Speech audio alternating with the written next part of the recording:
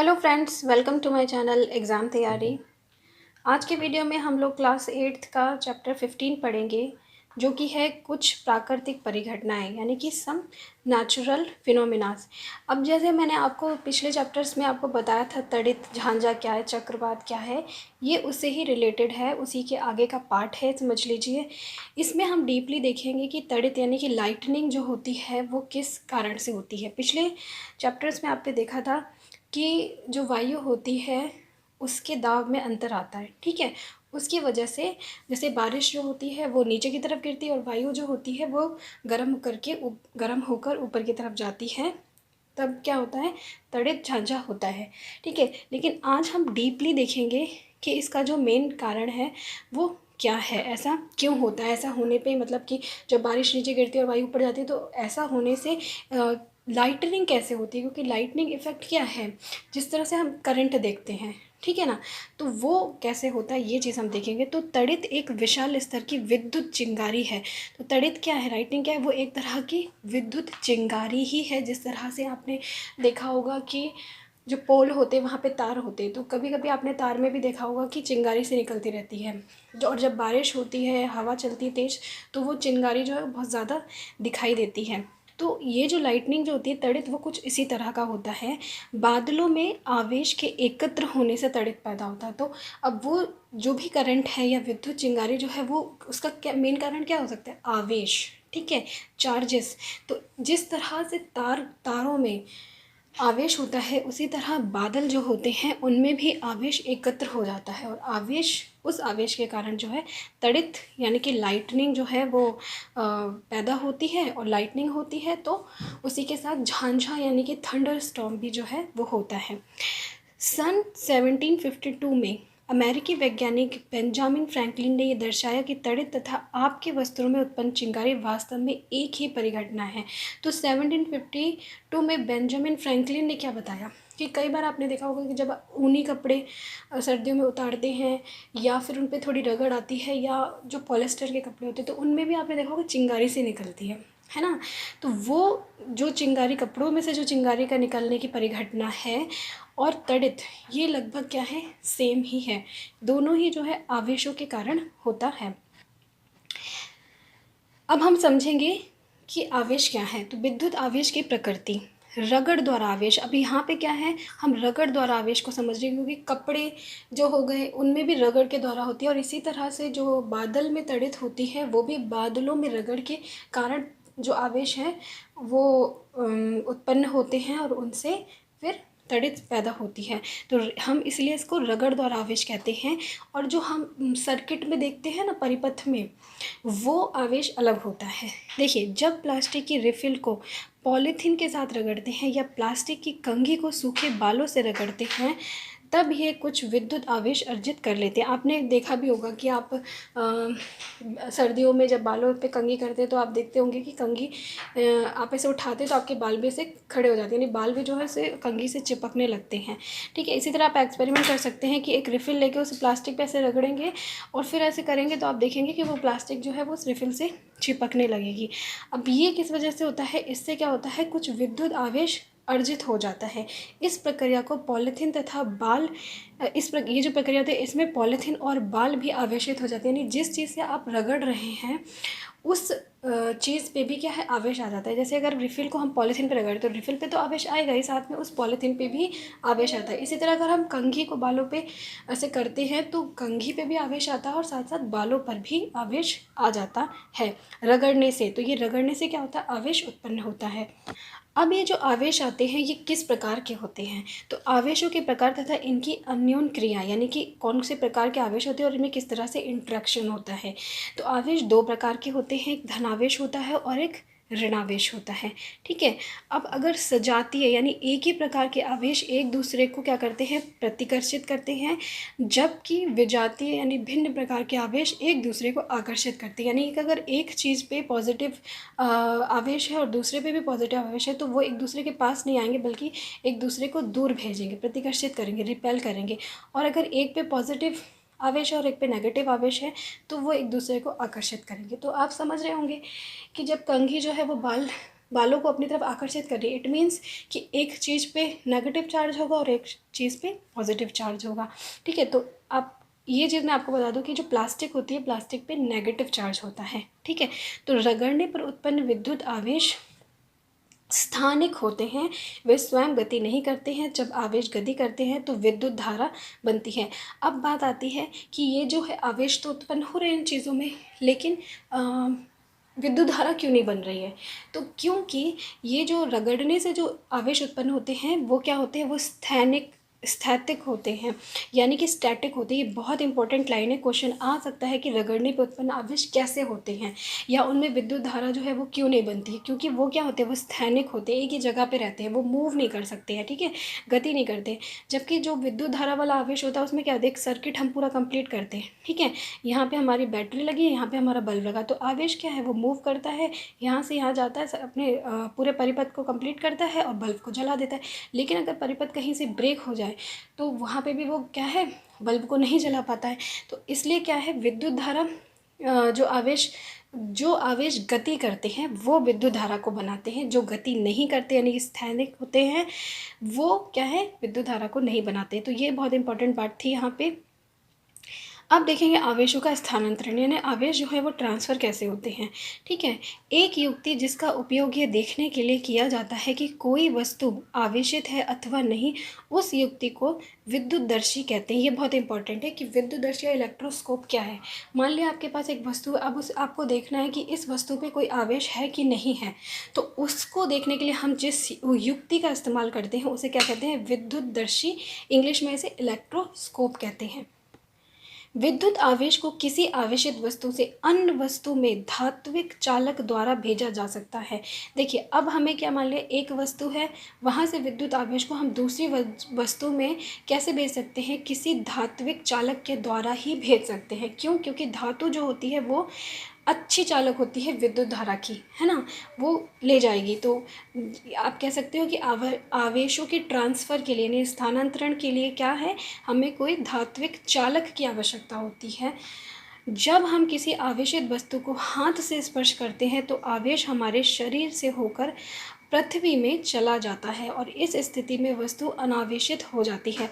अब आप मान लिया आपने ये रिफ़िल थी, ठीक है, रिफ़िल ली और उसे प्लास्टिक में ऐसे ऐसे रगड़ा, तो चार्ज जो है वो इस हिस्से पे उसके उत्पन्न होंगे। प्लास्टिक है, ये प्लास्टिक के इस हिस्से पे होगा और इस पे। अब आपने पेन को इधर साइड से पकड़ा, लेकिन अगर आप इस तरफ से पकड़ लेंगे, यानी जहाँ पे वो चार्ज हुई है उसके बाद अगर आप पन्नी को उठाएंगे तो फिर पन्नी नहीं उठेगी। क्योंकि अगर आप किसी आवेशित वस्तु को हाथ से स्पर्श कर लेते हैं तो आवेश हमारे शरीर से होकर पृथ्वी में चला जाता है। क्योंकि हम पृथ्वी पे खड़े हैं तो हमारे आवेश क्या होगा, हमारी बॉडी में जाएगा और बॉडी से फिर धरती में चला जाएगा और इस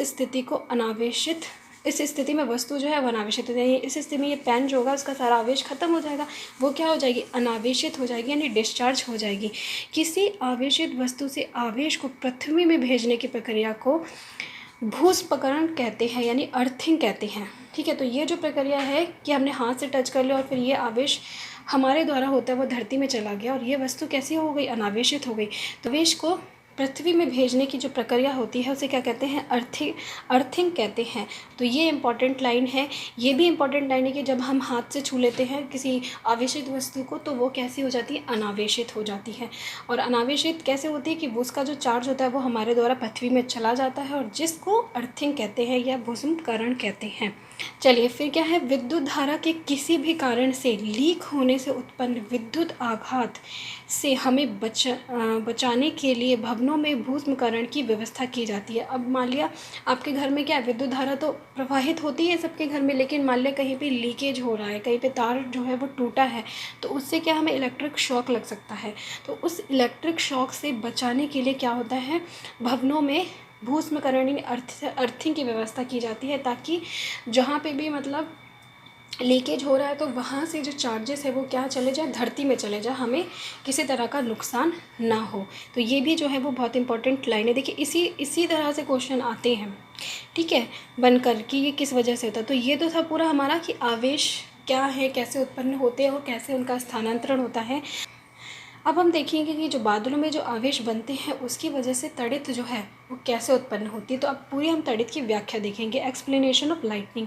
तो पिछले अध्यायों में आपने पढ़ा कि गरज वाले तूफानों के बनते समय वायु की धाराएं उत्पन्न ऊपर की ओर जाती हैं, जबकि जल की बूंदें नीचे की ओर आती हैं। मैंने आपको बताया था ना कि जब जैसे मान लिया गर्मी होती है तो वाटर जो होता क्या होता है, इवोपरेट होके यानी वाष्प बन के ऊपर की तरफ जाता है और फिर वो क्या है, जम जाता है। वहाँ पे बहुत ऊपर जब चला जाता है, जहाँ पे टेम्परेचर बहुत डाउन होता है, माइनस में तो वहाँ जम जाता है।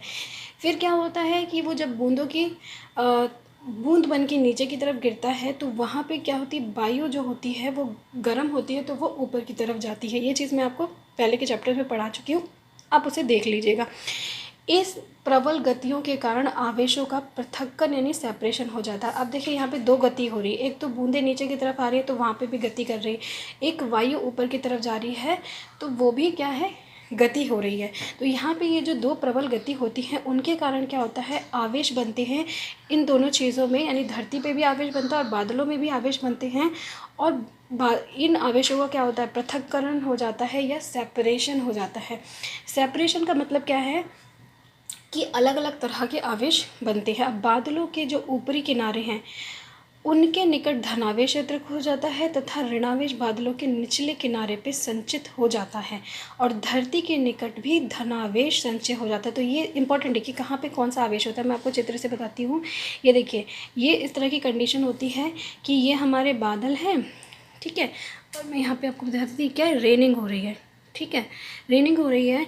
अब ये क्या है, हमारे ऊपर वाले बादल है, तो ऊपर वाले बादलों पे पॉजिटिव चार्ज आता है, धनावेश आ जाता है, और नीचे के बादलों पे ऋणात्मक आवेश आ जाता है, और जो धरती है उस पर क्या आता है, धनावेश आ जाता है। तो इस तरह से क्या होता है, आवेशों का पृथक्करण हो जाता है। अब होगा क्या, क्योंकि अपोजिट चार्जेस जो है वो उत्पन्न हो गए, तो अब क्या होगा कि जब संचित आवेशों का परिमाण अधिक हो जाता है, यानी कि जब ये जो आवेश है उनकी संख्या बहुत ज़्यादा हो जाती है, यानी बहुत ज़्यादा आवेश आ जाता है, तो वायु जो विद्युत की हीन चालक है, वैसे तो वायु क्या हीन चालक है, वो विद्युत को इधर से उधर नहीं ले जाती है, ठीक है, उसमें विद्युत पास नहीं होती है। लेकिन जब आवेश जो है उसका परिमाण बहुत ज़्यादा हो जाता है तो वायु जो है वो भी क्या है, आवेशों के प्रभाव को रोक नहीं पाती है, ठीक है, और इस कंडीशन में क्या, आवेश का प्रभाव होने लगता है। अब ऋणात्मक तथा धनात्मक आवेश मिलते हैं और प्रकाश की चमकीली धाराएं तथा ध्वनि उत्पन्न होती हैं। तो ये जो ऋणात्मक और धनात्मक आवेश हुए ये आपस में टकराते हैं और वही क्या है, फिर आपको आपस में एक चमकीली धारा के रूप में यानी लाइटनिंग के रूप में और ध्वनि के रूप में यानी थंडर स्टॉर्म या झांझा के रूप में सुनाई देता है। इसे हम तड़ित के रूप में देखते हैं और इस प्रक्रिया को विद्युत विसर्जन या इलेक्ट्रिक डिस्चार्ज कहते हैं। अब देखिए होता क्या है, ये पॉजिटिव चार्ज है, ये नेगेटिव चार्ज है, तो इस बादल और इस बादल के बीच में भी लाइटनिंग होती है। तो कई बार आपने देखा होगा कि बादलों के बीच में ही आपको लाइटनिंग देखने को मिलेगी इस तरह से, या अगर इसके पास में कोई बादल है जो नेगेटिव चार्ज है तो इस तरह से। और कई बार क्या होता है, ये आपको लाइट पूरी नीचे धरती पे गिरती हुई दिखेगी। वो कैसा होगा, जब इस नेगेटिव चार्ज और ये जो धरती पे पॉजिटिव चार्ज है, ठीक है, इसके बीच में लाइटनिंग हो रही है जैसे ये, ठीक है, तो आपको पूरी धरती पे नीचे की तरफ गिरती हुई दिखेगी। ये होती है हमारी लाइटनिंग, और लाइटनिंग होती है तभी क्या है, थंडर स्टॉर्म या झांझा भी होता है, एकदम से साउंड बहुत तेज़ी से आपको साउंड सुनाई देती है। अब मैंने आपको बताया ना कि जो ये तड़ित है वो बादलों तथा पृथ्वी अथवा विभिन्न बादलों के बीच विद्युत विसर्जन के कारण तड़ित उत्पन्न होती है। विद्युत विसर्जन यानी कि इलेक्ट्रिक डिस्चार्ज के कारण। तो यहाँ पे आपको ये बात याद रखनी है कि विभिन्न बादलों के बीच में भी तड़ित उत्पन्न हो सकती है, अगर एक पे पॉजिटिव और एक पे नेगेटिव, और बादल और पृथ्वी के बीच में भी हो सकती है, जैसे बादल पे नेगेटिव और पृथ्वी पर पॉजिटिव चार्ज होता है तो उनके बीच में भी हो सकती है, ठीक है। नेक्स्ट बात है, तड़ित के गिरने पर जीवन तथा संपत्ति की हानि होती है बहुत, क्योंकि वो क्या होता है, वो एक तरह से क्या है, विद्युत धारा की तरह ही है, करंट है, चिंगारी है, तो उससे क्या है कि जीवन और संपत्ति जो होती है, बिल्डिंग्स को भी बहुत ज़्यादा नुकसान होता है। तड़ित एवं झांझा यानी गरजने वाले तूफान के समय कोई भी खुला स्थान जो होता है वो सुरक्षित नहीं होता है, इसलिए उस समय हमें खुले स्थान पर नहीं होना चाहिए। अब देखते हैं तड़ित चालक क्या है, ये इंपॉर्टेंट है, लाइटनिंग कंडक्टर। देखिए तड़ित चालक क्या है कि ये एक ऐसी युक्ति है जिसका उपयोग भवनों को तड़ित के प्रभाव से बचाने के लिए किया जाता है। जैसे मैंने अभी बताया कि तड़ित जो है वो इंसानों के लिए भी हानिकारक है, साथ साथ क्या है, जो हमारी इमारतें हैं, संपत्ति, उसके लिए भी। तो उससे बचाने के लिए हम बिल्डिंग्स को लाइटनिंग कंडक्टर या तड़ित चालक का प्रयोग करते हैं। इसमें क्या करते हैं कि किसी भवन भवन के निर्माण के समय उसकी दीवार में उस भवन की ऊंचाई से अधिक लंबाई की धातु की छड़ जो है वो स्थापित कर दी जाती है। यानी मान लिया ये बिल्डिंग है हमारी, तो इसमें हम एक छड़ जो है बनाते समय ऐसे लगाते हैं जो छत पे बाहर की तरफ ऊपर की तरफ निकली रहती है, आपने कई बार देखी भी होगी। इस छड़ का एक सिरा जो है वायु में खुला रखा जाता है तथा दूसरे सिरे को ज़मीन में काफ़ी गहराई तक दबा दिया जाता है। तो ये जो है नीचे की तरफ तो बहुत गहराई में दबी होती है और बाहर छत पे क्या होती है वो बाहर की तरफ निकला होता है कुछ हिस्सा। तो धातु की छड़ जो है ये विद्युत आवेश के ज़मीन तक पहुंचाने के लिए एक सरल पथ प्रदान करती है। तो एक तरह से आप देख लो ये अर्थिंग की तरह काम करती है कि जब क्या होगा कि आवेश होगा तो ये जो चार्जेस है उसको क्या धरती के अंदर ले जाएगी। तो ये क्या करती है, विद्युत आवेश को ज़मीन में नीचे ले जाने के लिए ये जो छड़ है वो सरल पथ प्रदान करती है। अब इससे क्या होता है, इससे ये होता है कि जब तड़ित या झांझा होते हैं तो आवेश होता है, तो उस समय वो छड़ ही जो है वो बिल्डिंग को बचाती है क्योंकि वो आवेश को धरती में पहुंचा देती है। अब लेकिन इस समय क्या है, जब तड़ित झांझा हो रहा है तब हमें इसे स्पर्श बिल्कुल भी नहीं करना चाहिए, नहीं तो फिर आपको क्या है करंट लगेगा। तो ये था टोटल हमारा पूरा तड़ित, यानी तड़ित झांझा या तड़ित जो है उसका होने का क्या कारण है। नेक्स्ट टॉपिक हम देखेंगे भूकंप, अर्थक्वेक। अर्थक्वेक क्या है, कैसे आता है। तो एक ऐसी परिघटना जिसकी भविष्यवाणी करना अभी संभव नहीं है वो है भूकंप। जैसे इससे पहले हमने चक्रवात पढ़ा, हमने तड़ित पढ़ा, ठीक है, और इसके अलावा हमने टॉर्नेडो पढ़ा। उन सब की क्या है हम लोग पहले से बता सकते थे क्योंकि वो तो था कि वायु के दाब पे निर्भर कर रहे थे, तो वायु के दाब को देख के हम भविष्यवाणी कर लेते थे। लेकिन भूकंप एक ऐसी परिघटना है जिसका हम भविष्यवाणी अभी तक ऐसा कुछ नहीं बना जिससे हम कर सकें। अब यहाँ पे इम्पॉर्टेंट दो डेट्स हैं जब क्या है भारत में बहुत ही ज़्यादा विशाल भूकंप आए थे। जैसे 8 अक्टूबर 2005 को भारत में उत्तरी कश्मीर की उरी तथा तंगधार शहरों में एक बड़ा भूकंप आया था, और इससे पहले गुजरात के भुज ज़िले में 26 जनवरी 2001 को बड़ा भूकंप आया था। बहुत ही बड़ा भूकंप था ये भुज वाला सबसे पहले। अब बात करते हैं भूकंप है क्या, किस वजह से आता है। तो यह पृथ्वी का कंपन अथवा कोई झटका होता है, यानी कि भूकंप में आपने देखा होगा कि धरती क्या है बहुत ज़्यादा हिलने लगती है, तो ये पृथ्वी का क्या है कंपन है।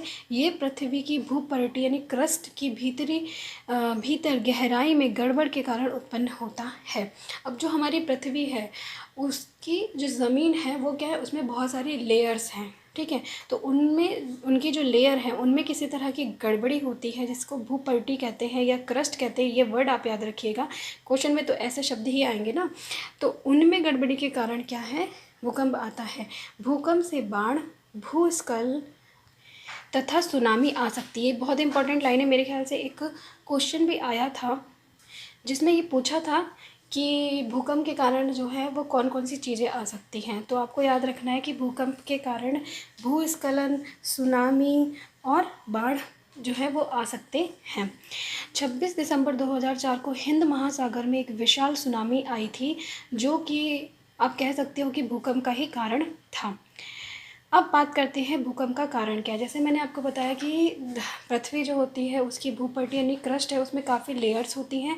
उन लेयर के इधर उधर खिसकने या उनमें गड़बड़ी के कारण भूकंप आता है। तो पृथ्वी के भीतर की सबसे ऊपरी सतह में गहराई की गड़बड़ी के कारण भूस्पंदन आते हैं, यानी सबसे ऊपरी जो सतह है उसमें कोई गड़बड़ी होती है तो उसकी वजह से भूस्पंदन आते हैं। अभी ये मैंने पृथ्वी का डायग्राम है, उसकी लेयर्स का जो सबसे ऊपरी लेयर है वो क्या है भूपटल है, क्रस्ट कहते हैं। उसके अंदर की लेयर को प्रवाश यानी मेंटल कहते हैं। उससे अंदर की जो लेयर होती है बाह्य कोर, आउटर कोर कहते हैं। और सबसे अंदर की जो लेयर होती है उसे आंतरिक कोर या इनर कोर कहते हैं। ये हमारी पृथ्वी की संरचना है। तो भूस्पंदन किसकी वजह से आता है, पृथ्वी की सबसे ऊपरी सतह जो है यानी कि भूपटल है उसमें गड़बड़ी के कारण आता है। पृथ्वी की यह परत टुकड़ों में विभाजित है। अब ये परत भी जो है वो टुकड़ों में विभाजित है और प्रत्येक टुकड़े को प्लेट कहते हैं, ठीक है। यानी कि जो भूपटल है यानी क्रस्ट जो है सबसे ऊपरी परत वो भी क्या है टुकड़ों में डिवाइडेड है और उन टुकड़ों को हम प्लेट कहते हैं। तो आप ऐसे कह सकते हैं ऐसे प्लेट्स सी बनी हुई हैं, ठीक है। अब क्या होती है ये प्लेट निरंतर गति करती है, यानी प्लेट आपस में जो है कभी इधर इधर गति करती रहती हैं। जब ये एक दूसरे से रगड़ खाती हैं अथवा टक्कर के कारण एक प्लेट दूसरे प्लेट के नीचे चली जाती है। मान लिया ये एक प्लेट है, ये दो प्लेट है, यहाँ पे भी दो प्लेट, ये प्लेट इसमें घुस गई, दूसरी वाली प्लेट के अंदर चली गई, तब क्या होता है, तो इसके कारण भूपटरी में विक्षोभ यानी डिस्टर्बेंस उत्पन्न होता है। यानी कि रगड़ तो वैसे खाती रहती है, लेकिन जब कभी ऐसा हो कि बहुत ज़्यादा रगड़ की वजह से या विस्थापन की वजह से क्या हो जाए, एक प्लेट दूसरी प्लेट के अंदर चली जाए, तो उससे डिस्टर्बेंस उत्पन्न होता है और ये विक्षोभ पृथ्वी की सतह पर भूकंप के रूप में दिखाई देता है। ठीक है, तब भूकंप आता है। यानी भूकंप कब आता है कि जब पृथ्वी की जो सबसे ऊपरी सतह है उनकी प्लेटों में आपस में रगड़ के कारण क्या हो, एक प्लेट दूसरी प्लेट में चली जाए। ठीक है, पृथ्वी पर भूस्पंदन ज्वालामुखी के फटने अथवा किसी उल्का पिंड के पृथ्वी से टकराने अथवा भूमिगत नाभिकीय विस्फोट के कारण भी उत्पन्न हो सकते हैं। इसके अलावा ये सारे कारण भी हैं हमारे भूकंप आने के। लेकिन क्या होता है, अधिकांश भूकंप पृथ्वी की प्लेटों की गतियों के कारण ही आते हैं। अतः जहाँ प्लेटों की सीमाएं दुर्बल क्षेत्र होती हैं वहाँ भूकंप आने की संभावना अधिक होती है। यानी कि अब पृथ्वी के कुछ ऐसे क्षेत्र होंगे जहाँ पे जो प्लेट्स हैं वो क्या हैं, वो वहाँ पे दुर्बल हैं, यानी कि कमज़ोर हैं। वहाँ पे क्या है, चांसेस ज़्यादा रहते हैं भूकंप आने के। और इन दुर्बल क्षेत्रों को भूकंपी क्षेत्र अथवा भ्रंश क्षेत्र यानी फॉल्ट जोन भी कहते हैं। तो ये इंपॉर्टेंट है, भूकंपी क्षेत्र किसे कहते हैं, यानी वो क्षेत्र जहाँ पे भूकंप आने की ज़्यादा संभावना होती है, जो दुर्बल क्षेत्र होता है उसे भूकंपी क्षेत्र कहते हैं। भारत के अति भूकंप अधिकांश क्षेत्र जो है वो कौन से, ये इंपॉर्टेंट आपको पता होना चाहिए। भारत में जो भूकंपी क्षेत्र है वो कौन से हैं, वो है हमारा कश्मीर, पश्चिम तथा केंद्रीय हिमालय, समस्त उत्तर पूर्व कच्छ का रण, राजस्थान तथा सिंध गंगा के मैदान और दक्षिण भारत के कुछ भाग भी जो है वो खतरे के क्षेत्र में आते हैं। भूकंप की शक्ति के परिमाण को रिएक्टर पैमाने पर व्यक्त किया जाता है। ये इंपॉर्टेंट है। देखिए, अब जो भूकंप है, हम ये तो नहीं बता सकते कि भूकंप आने वाला है, लेकिन हाँ, अगर हमें पता चल रहा है कि भूकंप आ रहा है तो हम उसकी गति को जो है वो हम नाप सकते हैं। तो कितनी शक्ति का भूकंप आ रहा है, इसको नापने के लिए हम रिएक्टर पैमाने का प्रयोग करते हैं। अब ये इम्पॉर्टेंट है कि अधिक विनाशकारी भूकंपों का रिएक्टर पैमाने पर परिमाण जो है वो 7 से अधिक होता है।